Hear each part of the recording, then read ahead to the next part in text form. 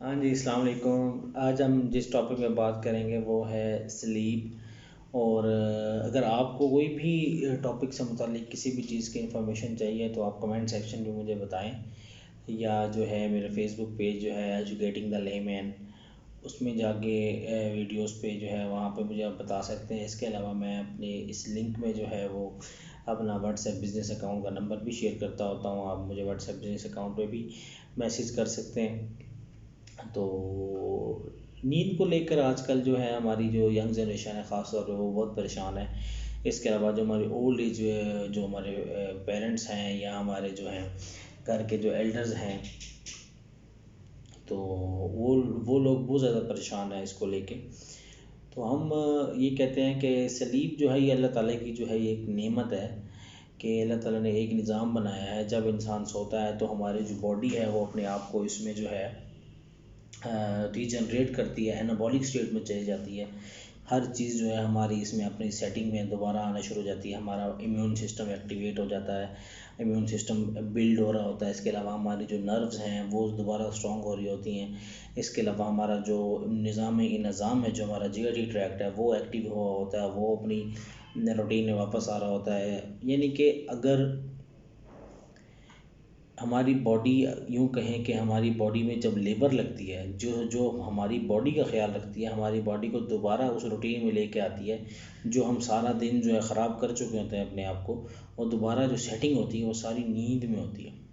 Sleep के दौरान हमारी बॉडी अपने आप को रीसेट करती है, सारा कुछ अपनी रूटीन में लेके आती है। ठीक है, तो इसलिए तो आपने क्या करना है, आपने ये चीज़ समझनी है कि जब तक इंसान सोएगा नहीं प्रॉपर, तब तक वो अपनी दोबारा उस स्टेट में वापस नहीं आएगा जो उसकी हेल्थियर स्टेट थी।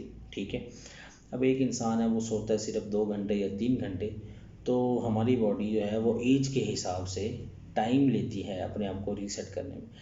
अगर हम बात करें न्यू नेट्स की, जो हमारे छोटे बच्चे होते हैं, तो they take 10 to 16 hours of sleep. 24 घंटे में 10 से 16 घंटे अगर न्यू नेट छोटे बच्चे नहीं सोएंगे तो उनकी बॉडी जनरेट नहीं करेगी, उनकी ग्रोथ हार्मोन्स नहीं बनेंगे, उनकी हड्डियाँ कमज़ोर रह जाएंगी, उनके जो है वो स्टमक अपसेट रहेंगे, मैदे ख़राब रहेंगे, पेट के मसले रहेंगे। ठीक है, और हमारे जो यंग लोग हैं वो 8 8 घंटे, 8 से 10 घंटे कम से कम सोएं।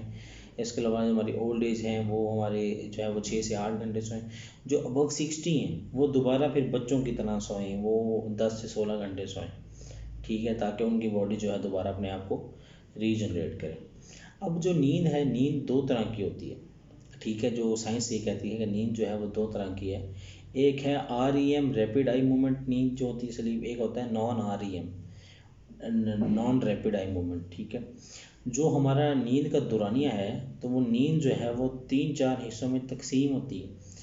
एक वो हिस्सा होता है जिसमें हम बहुत डीप सो रहे होते हैं, बड़ी हमारे दिमाग में एक्टिविटी बहुत स्लो हुई होती है, हर काम स्लोली स्लोली चल रहा होता है। ठीक है, वो होती है नॉन REM स्लीप। ठीक है, लेकिन इस स्लीप में, डीप स्लीप में आपको ख्वाब नहीं आएंगे। आपको जनाब कोई वो गंदे ख्वाब जैसे होते हैं, नाइटमेयर्स आते हैं, जिससे इंसान खौफ से उठ के बैठ जाता है। अक्सर आपने देखा होगा कि आप फ़ौरन जो है किसी से डर के उठ के बैठ गए हैं, तो वो नॉन REM में नहीं आएंगे, वो आते हैं फास्ट स्लीप में, REM में, रैपिड आई मूवमेंट में। ये इस तरह के ख्वाब आते हैं, शैतानी ख्वाब आते हैं, जिसमें इंसान जो है वो फ़ौरन उठ के बैठ जाता है। तो ये REM जो है ये बहुत ख़तरनाक चीज़ है। ठीक है, इसमें ही एक्टिविटी हमारी ब्रेन की बहुत फास्ट होती है, और इसी दौरान ही हमें जो है इस तरह के नाइटमेयर्स या ख्वाब, जो डरावने ख्वाब आते हैं। तो ये एक पार्ट ऑफ स्लीप है। ठीक है, तो इसको आप, ना ही आपके के कंट्रोल में है ना कुछ, तो ये आने हैं, तो उसमें आपने घबराना नहीं है। दूसरा ये है कि बाज़ औक़ात बंदे को ये महसूस होता है कि जैसे हमारी ऊपर जो है वो कोई चीज़ बैठी है, या हमारे ऊपर कोई किसी ने वज़न दिया हुआ है, तो हम ये कहते हैं जी हमारे कमरे में जिन है या जिन्नात का साया है इस पर। तो ऐसी कोई बात नहीं, ये सारा कुछ जो है वो रैपिड आई मूवमेंट स्लीप के अंदर होता है, इंसान को महसूस होता है। क्यों? क्योंकि हमारे जो मसल्स हैं वो इतने रिलैक्स हो गए होते हैं, वो इतने ज़्यादा डल हो गए होते हैं, उनकी एक्टिविटी इतनी होती है कि वो ऐसे they seem like they are paralysed. ठीक है, वो बिल्कुल वैसे फालिज की तरह होता है कि बिल्कुल हमारे मसल जो है वो काम ही नहीं कर रहे, और हम जो है ऐसे महसूस करते हैं बाज़ औक़ात कि हम अगर मसल हिलाना चाहें, अपने आप को हरकत में लेके आना चाहें, तो हम नहीं लेके आ सकते। तो ये सब जो है ये सलीब का हिस्सा है। इसमें कोई ये नहीं कहता कि भाई ये जो है कोई इसके ऊपर कोई जिन का साया है या हमारे ऊपर कोई वाकई कोई जिन आके बैठ गया था, तो ऐसी कोई बात नहीं है। तो हम अब एक बात है, जो हमारे ऐसे लोग जिनको नींद नहीं आती, जो इंसोम्निया का शिकार है, ठीक है, उसकी जो बड़ी जो अहम कॉजेज़ हैं, जो ज़्यादा कॉजेज़ हैं, वो तो ये हैं कि अगर आपको कोई जॉब में स्ट्रेस है, अगर आपके जो है कोई एग्ज़ाम आने वाला है, या कोई क्या कहते हैं जो टेम्परेचर है आपके रूम का, या तो वो ज़्यादा है या बहुत ही कम है, बहुत ज़्यादा सर्दी है, बहुत ज़्यादा गर्मी है, या आप जिस जगह पे सोते हैं वो बेड कंफर्टेबल नहीं है, या आपकी जो नाइट एक्टिविटी है वो अच्छी नहीं है। मतलब लेट्स सपोज आप जो है रात को मोबाइल यूज़ करके सोते हैं, या लैपटॉप यूज़ करके सोते हैं, या कोई मूवी देख के सोते हैं, तो या कोई यूट्यूब पे कोई वीडियोस वगैरह देख के सोते हैं, तो उससे ये होता है कि इंसान को जो है अब उसके अपना सर्कल ख़राब हो जाता है नींद का। इसके अलावा एक जो अहम बात है वो ये है कि अगर आपको रात को चाय या कोई भी कैफ़ीन या टोबाको या इस तरह की चीज़ लेकर सोते हैं, तो ये भी जो है आपके जो ब्रेन के जो सेल हैं, तो जो स्लीप इंड्यूस करते हैं, जो नींद लेकर आते हैं, उन पर जाके अटैक करते हैं, जिसकी वजह से इंसान को नींद नहीं आती। अब एक लफ्ज़ होता है सर्केडियन रिदम, ठीक है। हमारी जो बॉडी है उसमें एक प्रोसेस एस नाम से एक हमारा स्लीप साइकिल है। अगर हम मिसाल है जी, एक बंदा सुबह 8 बजे उठता है, वो उठ के जनाब रात 8 बजे तक ड्यूटी करता है, या उसका स्लीपिंग टाइम जो है वो 11 से लेकर सुबह 5 बजे तक है, या सुबह 6 बजे तक, या 7 बजे तक है। अब उसको रात में कोई काम आ गया, वो नहीं जनाब सो सका रात को, तो वो जाके सोया है सुबह 7 बजे या सुबह 8 बजे, तो फिर क्या होगा कि हमारा जो प्रोसेस एस और प्रोसेस जो सी है, ये एक टाइम पे शुरू होता है। अगर आपने उस टाइम में नींद नहीं की, तो द प्रोसेस विल एंड, वो प्रोसेस ख़त्म हो जाएगा, और ऑटोमेटिकली आप सुबह 8 बजे अगर सोना चाहेंगे, आपको नींद नहीं आएगी, ठीक है। तो ये सर्केडियन रिदम जब डिस्टर्ब हो तब भी नींद नहीं आती। इसके अलावा इंसोम्निया की है जो मैंने आपको कॉजेज़ बताई हैं, जो स्ट्रेस है, जो कैफ़ीन है, अल्कोहल है, इसके अलावा जो एग्ज़ाम की स्ट्रेस है, एंजाइटी है, परेशानी, घर में लड़ाई, बीवी से लड़ाई, माँ से लड़ाई, बहन भाइयों से लड़ाई, तो ये सारी कॉजेज़ जो है इंसोम्निया की हैं। इसको रिलीव कैसे करना है? इसको रिलीव ये करना है कि पहले तो आपके जो अगर तो स्ट्रेस रिलेटेड कोई चीज़ है, तो आप वो स्ट्रेस जो है उससे अवॉइड करें, ठीक है। स्ट्रेस वाला मेरा जो टॉपिक है उसमें मैंने बताया है कि हाउ टू अवॉइड स्ट्रेस।